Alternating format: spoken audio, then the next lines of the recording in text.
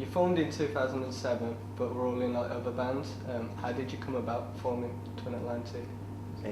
We were, me and Sam decided, well Sam basically phoned me up one day, the singer, and just said, do you want to start a band? Because I think we were both kind of fed up with the bands we were in. And he'd met a guy at work, he just started working in this new pub, and he'd met a guy who wanted to play the drums. So then, I don't know, we got together, and then we quickly realised that wasn't the right thing to do. Yeah. But I knew Craig from other bands and Barry from other bands in Glasgow, and I don't know, you guys were going to make another band, and then we were going to try and get Barry to be in our band, and then you to be in ours. I don't know.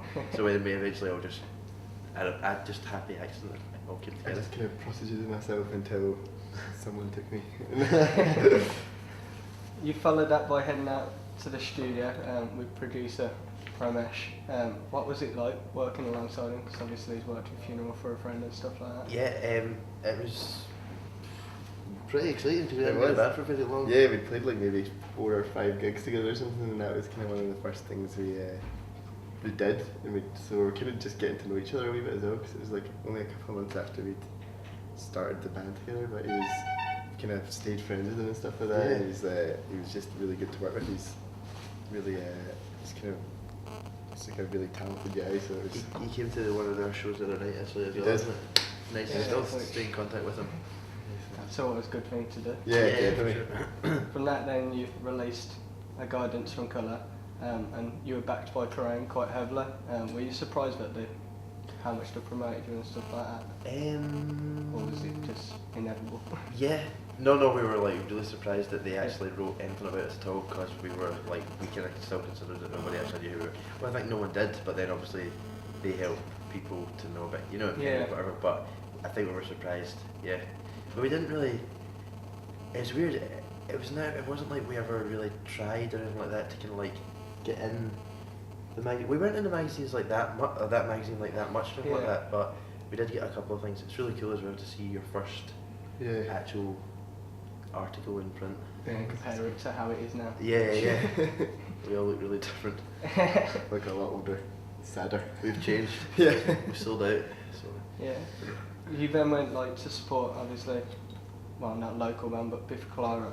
Are you surprised at how well they've progressed, or was it going to happen? Well, I think it's just kind of with Biffy, it's just kind of like a kind of mark of their perseverance, because I think they were always a good enough band. It just kind of took everyone else a wee while to maybe kind of latch on to how good they were. So yeah, I think they kind of deserve kind of everything they've ever got. So because I mean, it's weird because we're from Glasgow. I think we obviously saw a little bit more like their kind of rise, because they're kind of essentially a local. I mean, they're not exactly from Glasgow, but they're kind of a local band, and they've been at it for years and stuff. And I think it's just they were always a good enough band to kind of be the kind of nearly stadium band they are now, I guess. But yeah, they deserve it. In 2009, you signed to Red Bull Records, and then headed to the studio again to produce Bavaria. What encouraged you to record it in LA rather than the UK this time? Our label own their own studio. It does. And it's amazing. It's like, we're so lucky, it's one of the best studios in the whole world. Yeah.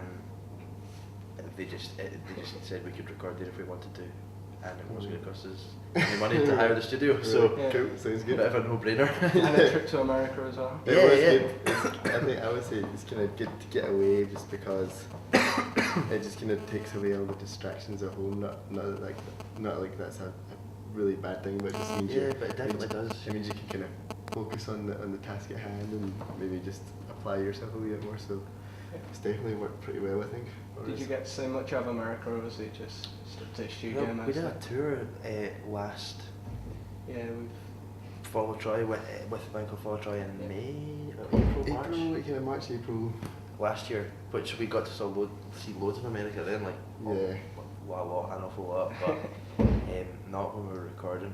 It's just, you're pretty much in the studio, or you're at getting something to eat, or you're at like your hotel. Yeah. You know what I mean? Because it's really busy. It's not very glamorous. The album's obviously opened many doors here, because you went on to support Blink-182 and My Chemical Romance. What was it like sharing the stage with them? Did you get much chance to speak with them as well?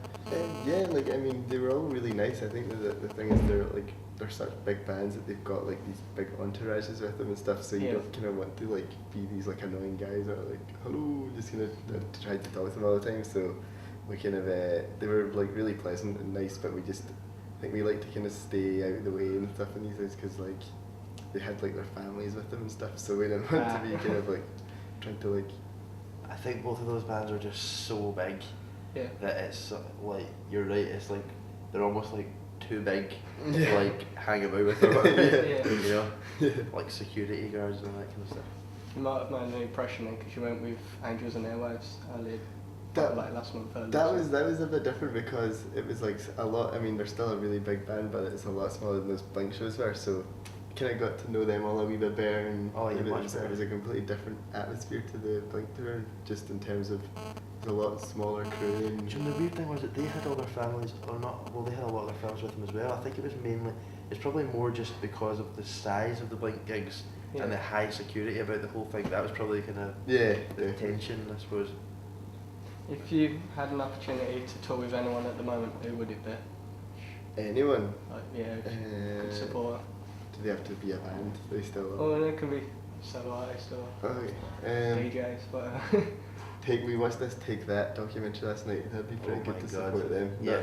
Just because they're so colossally massive. Like, so you know what? It might not be perfectly suited, but in the 300,000 people they play through a week, I'm sure there's enough people that would be able to like something that you do. Towards the end of last year, you went to a studio to work on Free.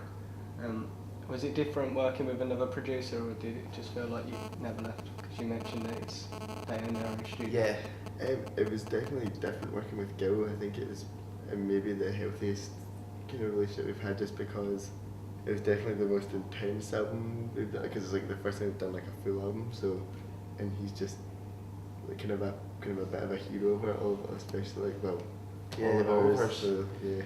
I think he's from Liverpool and we're from Glasgow, and like it's weird. I think Liverpool's like the English Glasgow, and Glasgow's like the Scottish Liverpool kind of thing.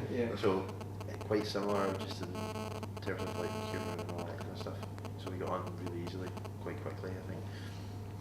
Yeah. And now you've released Edit Me. What made you choose that song off the album rather than Any Do Us? It's because it was kind of meant to be like a kind of introduction to it before, because the album's still out for a while, so it was kind of like a taster, and I think it just kind of ticked all the boxes for us in terms of, I don't know, just like how we progressed, and just it's kind of like an exciting track, I think, to listen to and to play and stuff. So it just kind of like, out of all the tracks we recorded, it was kind of the one that was kind of seemed right to kind of show people kind of what it was all about. Yeah. What to expect and stuff like that. I think so. Yeah. We'll see. We could be wrong. Kind of. Don't expect that. Will you be leaking any more of the track listing yet, or is it going to be one of them? Wait till it comes out.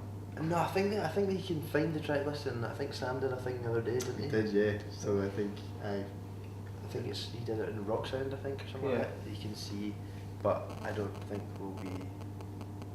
When's the next?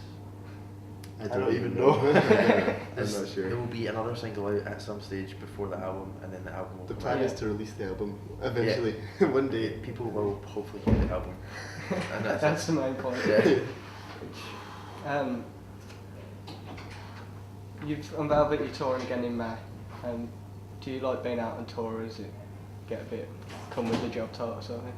It's definitely getting a lot better. Like, I think we always enjoyed it, but I think we're starting to do headline shows where people are starting to come and that's what I'm saying. Makes a big difference. that makes it a lot nicer. So it's been really exciting this tour for us anyway. The fact that it's not. I mean, people were coming before, but there seems to be like a kind of bit of a buzz now with all these kind of gigs we've done so far this year. So that's definitely made it a lot like easier being away and stuff. So because it's not nice, like, I mean, don't get me wrong, it's good fun, but it's not like totally. I mean, see if you turn up in like somewhere you've never been ever before, like Plymouth, and there's like 3 people there. It's amazing that those 3 people are there, but it's kind of like really depressing. Yeah. Because So you're like, really why far. are we even here? It's so far away from home. Do you know what I mean? Yeah, I get what you mean. Which, But it's not. But this tour has been like not like that at all, which is really lucky. It's been really great. I think small capacity shows help as well. Which, Yeah, definitely. I think that's the thing. And it's just also like, I think it's hopefully just been kind of like cool that we've kind of had, I think we've experienced both, because we've definitely done headline tours where there's been no one there and stuff in the past, so it's kind of just cool We'll to do see them that. again. Yeah, yeah, yeah. So it's kind of nice to hopefully see that kind of progress. Many musicians say they get to the point where they realise they've made it. Do you think you're at that stage yet, or do you reckon you've got to walk? Yeah, easy, done. We've made it. Look at us. Look how successfully. Like, These are successful T-shirts. these are success T-shirts. Nah, I don't know. I think even with the biggest bands in the world, I think like they're always striving to be bigger and stuff like that. So I think like hopefully you'll never think that you've kind of achieved everything, because then like all the fun. We got a laminate. And that means you've made it. That means you've made it bigger than not having a laminate. Yeah. You made it on the first run. Ladder. The laminate ladder. Yeah, so we've got laminates, so there's not much else we need now. Just some fans, and then it'll all be complete. Yeah. The new album fits quite closely to summer festival dates. Should we be expecting to see you there, or are you going back to America for another tour? No, hopefully a lot of festivals. I think that's the idea, and play as many festivals as we can. I don't know what ones yet, but I don't know yet. Yet to reveal. Yeah. What are people missing out on if they haven't seen you live? Not much. I don't know. If they did see us live, then they'd be missing out on like money and time. And television, they'd probably get some good television on in there as well. But if they did, I don't know. I don't know. I think we're quite exciting, quite fun to watch, and fun watching. Quite cool guys. So I don't know. We have Quite young. Yeah. Quite young. They can maybe like see how youthful we look and be like, oh, that's nice. That's what they miss Yeah. out on then. But, that's all the questions we had to ask. So cheers for doing the Thank you interview. very much. Thank you very much for doing it. Cheers. Thank you.